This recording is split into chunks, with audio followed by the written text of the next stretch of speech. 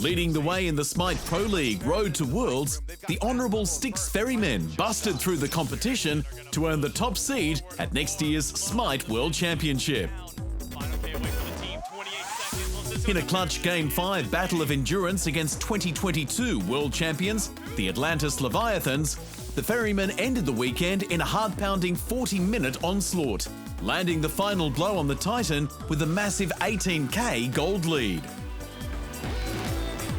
That's good for him. After suffering a loss in the Decider set's first match, solo laner Baskin came out swinging in the second game with the all-powerful Dark Enchantress Morgan Le Fay.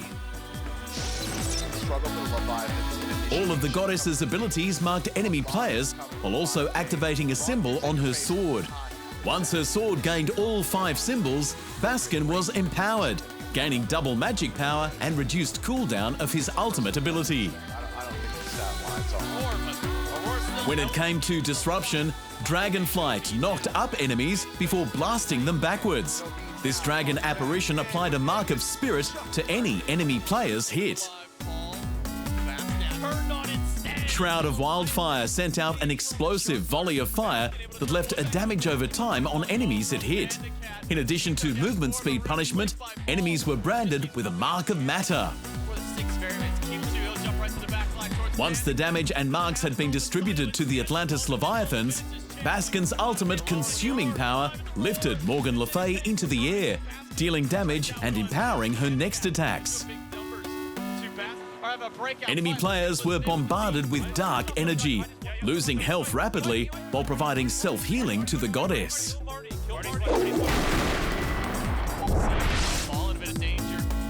Carrying over the winning momentum into Game 3, Jungle Marvel Cyno achieved a 3-elimination, 9-assist result with the goddess of vengeance, Nemesis.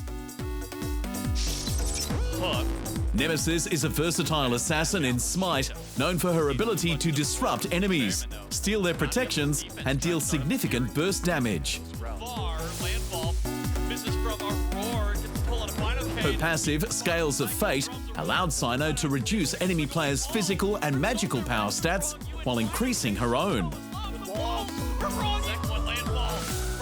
Slice and Dice saw the goddess swing her blade in a cone in front of her, dealing double damage to all enemies in the center of her attack. This ability also applied a slow to players for 2 seconds. Cyno dashed through several enemy players with swift vengeance. This dealt damage and allowed his goddess to move into favorable positions. But it was Nemesis's ultimate ability that players feared the most. Divine Judgment was used to select a single enemy player, reducing their health and movement speed while stealing a portion of their protections.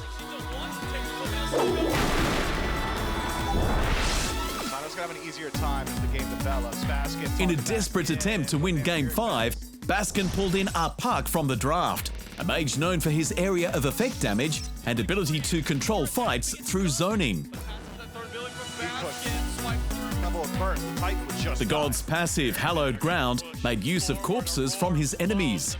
Baskin could consume them for health and mana recovery, in addition to reducing his other abilities' cooldowns. These undead monstrosities could be triggered with Corpse Explosion, creating a devastating area of pure damage. With Undead Surge, he raised 2 minions from the underworld, damaging and slowing enemies directly in front of him. With Fleeting Breath, Baskin could throw out a charm to deal damage over time to the Leviathan squad. Affected players are also stunned if healed during the charm's duration. Keeping in theme with the underworld, Puch's ultimate, Empty the Crypts, unleashed an army of wraiths from the 9th Hell. These wraiths moved across the map, damaging enemies and reducing their heals taken if enemy players collide with them. These 3 gods of the battlefield helped the Styx Ferrymen get over the line and are sure to help you rank up in your next match of Smite.